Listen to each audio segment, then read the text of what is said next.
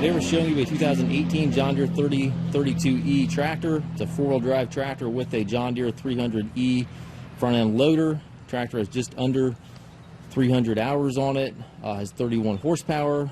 The loader is plumbed for Grapple. Got the hydraulic connections right up front here. That is set up on a diverter valve, which basically consists of this button right here. So you push the button and then you use a lever to operate that third function. The bucket on the tractor is practically new. Drill guard's on the machine. As you can see, the paint's in great shape. Tires are excellent.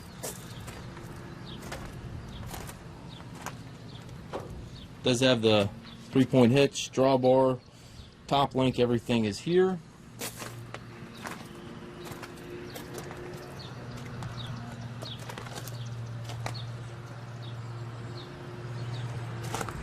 It's a very, very sharp little tractor.